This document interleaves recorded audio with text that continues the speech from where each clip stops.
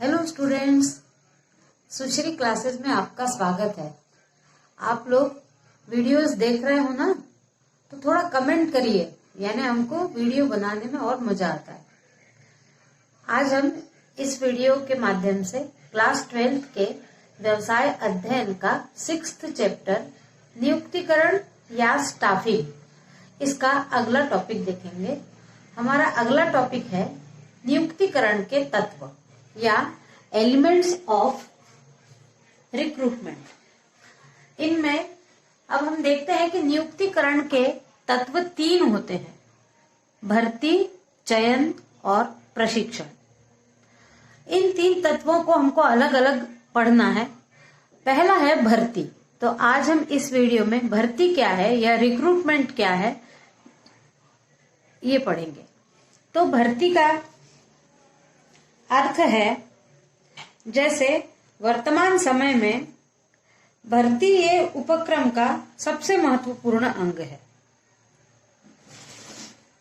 आज जो श्रमिक हैं वो किसी भी उपक्रम के दास नहीं है। पहले नौकर हुआ करते थे श्रमिक, लेकिन आज वो दास नहीं है, वो आज एक भागीदार के रूप में कार्य करते हैं।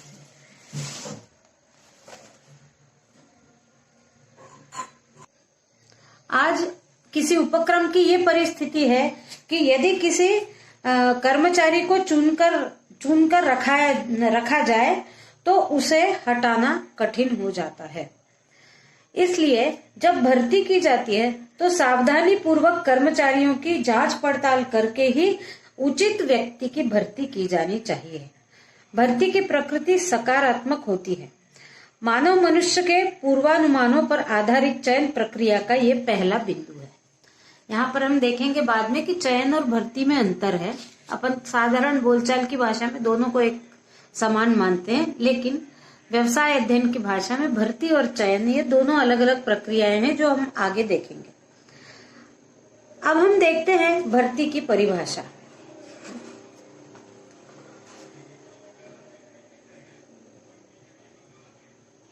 एडविन बी फिलिप्पो के अनुसार भर्ती का आशय भावी कर्मचारियों की खोज करना तथा उपक्रम के कार्य करने के लिए आवेदन करने हेतु प्रेरणा देना एवं प्रोत्साहित करना।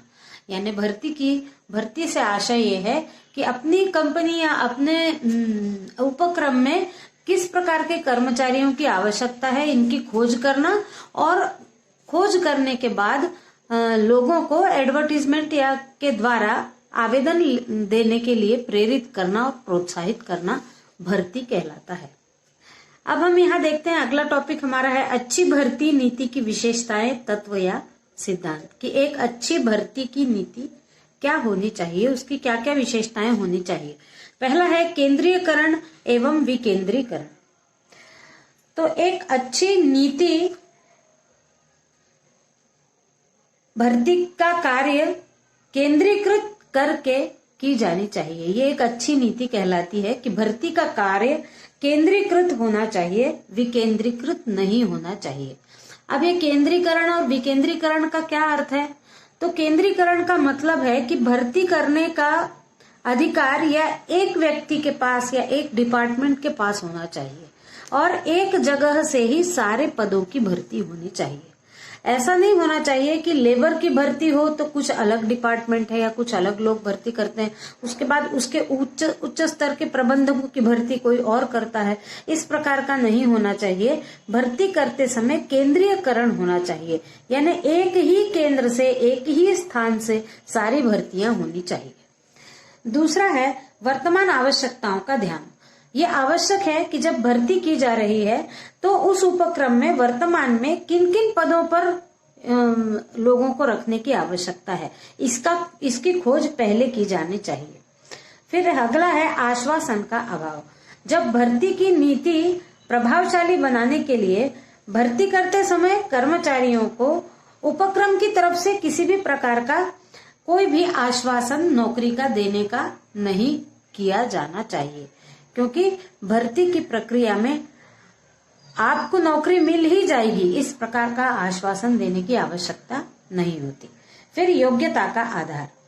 एक अच्छी चयन नीति वही है जो एक योग्य व्यक्ति की भर्ती करे और सिफारिश को और संबंधों को महत्व न देते हुए उस पद के योग्य व्यक्ति की भर्ती की जानी चाहिए योग्यता के आधार पर। फिर है वैज्ञानिक आधार पर योग्यता का निर्धारण। भर्ती की नीति में यह आवश्यक है कि योग्यता का आधार वैज्ञानिक हो, यानी प्रैक्टिकली सोचकर देखना चाहिए कि क्या इस योग्यता का व्यक्ति उसको दिया जाने वाला काम ठीक से कर पाएगा या नहीं कर पाएगा। अगला है अनुभवी व्यक्तियों द्वारा कार्यवाही। ये जो भी भर्ती की प्रक्रिया की जाती है वो अनुभवी व्यक्तियों के द्वारा की जानी चाहिए। जिसको इसका अनुभव न हो उसके द्वारा भर्ती नहीं करवानी चाहिए। फिर है अगला स्रोतों का तुलनात्मक अध्ययन।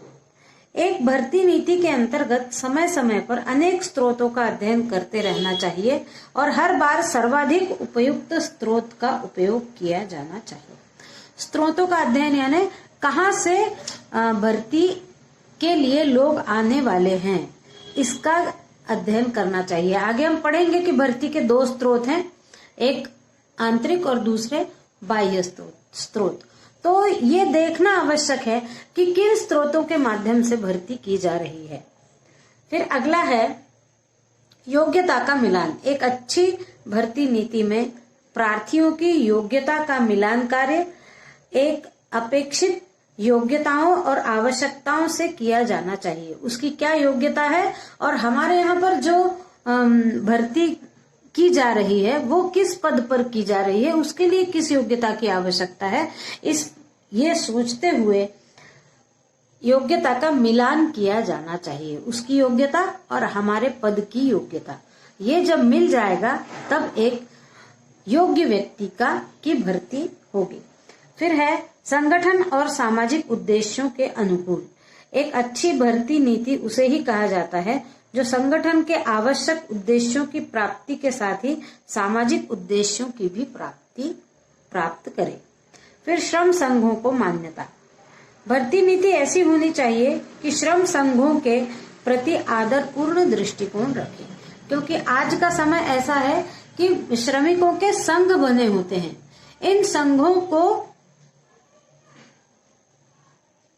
इन संघों के प्रति भी आदरपूर्ण दृष्टिकोण उपक्रम का होना चाहिए। इससे श्रमिक का उपक्रम के प्रति आदर बढ़ जाता है। फिर लोचपूर्ण नीति।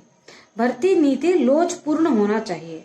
यदि मान लीजिए आवश्यकता है कि एक शैक्षणिक योग्यता निश्चित कोई शैक्षणिक योग्यता वाले को रखना है, लेकिन यदि एक पहले से अनुभव कम शैक्षणिक योग्यता रखने वाला भी किसी दूसरे उपक्रम से हमारे यहाँ आया है वही काम करते हुए, तो फिर इतनी लोचशील ये पद्धति होनी चाहिए कि हम उस व्यक्ति का हमारे उपक्रम में भर्ती कर सके। फिर है विशिष्ट बातों का समावेश। भर्ती नीति को उपयुक्त बनाने के लिए आवश्यक है कि विशिष्ट बातों का समावेश किया जाना चाहिए। विशिष्ट बातों के अंतर्गत आता है अनुसूचित जाति, जनजाति और दिव्यांग व्यक्तियों के लिए भी कुछ न कुछ स्थान उपक्रम में होना चाहिए। ये विशिष्ट बातों की भी का ध्यान रखना चाहिए। फिर सभी स्रोतों का उपयोग। भर्ती करने के लिए जो भी स्रोत हैं उन सभी बाहरी स्रोतों का उपयोग किया जाना चाहिए। जैसे आजकल सभी स्रोतों का उपयोग किस प्रकार करते हैं, एडवर्टीजमेंट के द्वारा हमारे यहाँ कौन कौन सी जगह रिक्त है ये किया जाता है। उसके बाद आजकल शैक्षणिक संस्थानों में जाकर इंटरव्यू लेकर योग्य लोगों की भर्ती की जाती है। तो भर्ती के जो कई स्रोत हैं उन स्रोतों के माध्यम से भर्ती की जानी चाहिए, उनका उपयोग किया जाना चाहिए। और समन्वयवादी यानी भर्ती नीति कर्मचारियों की रुचियों और कार्यों की प्रकृति में समन्वय स्थापित करने वाली होनी चाहिए। हमारा अब अगला टॉपिक है भर्ती के स्रोत। तो भर्ती के दो स्रोत हैं, आंतरिक स्रोत और बाह्य स्रोत। तो आंतरिक स्रोत क्या है? भर्ती के आंतरिक स्रोत का मतलब है कि श्रम शक्ति, जो विद्यमान श्रम शक्ति है उसी से पदोन्नति द्वारा उच्च पदों पर भर्ती करना। यानी उच्च पदों पर भर्ती के लिए जो पहले से कार्यरत लोग हैं उनका प्रमोशन करना, पदोन्नति करना और भर्ती करना, ये हमारा आंतरिक स्रोत कहलाएगा। यानी किसी भी उपक्रम के अंदर जो लोग स्थित हैं उनकी पदोन्नति करके या स्थानांतरण करके रिक्त स्थानों की पूर्ति करना, ये आंतरिक स्रोत है। और बाह्य स्रोत यानी बाहर के लोगों को नई नौकरी देना। तो अब हम देखते हैं कि आंतरिक स्रोतों के क्या क्या, आंतरिक स्रोत किन स्रोतों को सम्मिलित किया जाता है आंतरिक स्रोत में। तो पहला है कर्मचारियों की पदोन्नति। तो जो उस व्यवसाय में कार्य कर रहे हैं उनकी ही पदोन्नति करके जो ऊपर, ये केवल ऊपर के स्थानों पर किया जा सकता है।